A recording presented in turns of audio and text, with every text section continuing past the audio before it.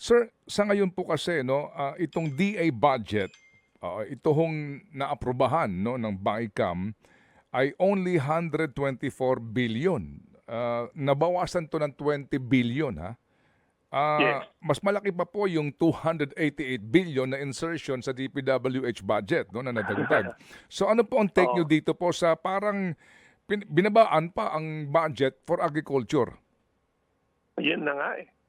It's sending the wrong signal sa nung itinutulak nila yung mga rice tarification law at kung ano-anong programa. Sabi, we give full support to the farmers, etc. Mhm. Pero pagdating sa budget, kinaltasan pa. No? Mhm. Mhm.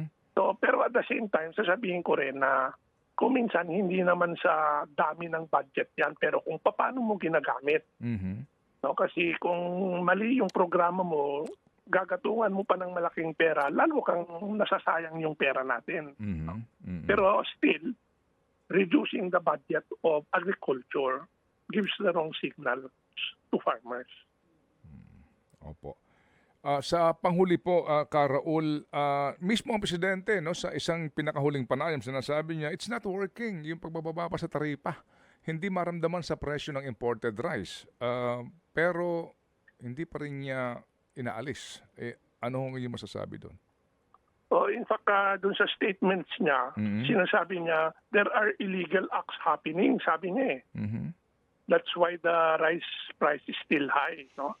Mhm. Pero yun na nga, saan yung action plan nila dyan sa illegal acts na yan? Ba't hindi nila hinahabol? No? So, yun lang ang kwan. It has to be part of the solution dahil kung puros SRP, kadiwa rice, pero hindi mo ina-address yung root cause ng problem, which is actually profiteering, then you are not really solving that problem. Opo. Okay, sige po. So, the root cause is profiteering. Kaninyo. Opo. Ito ho ay Palagay ko.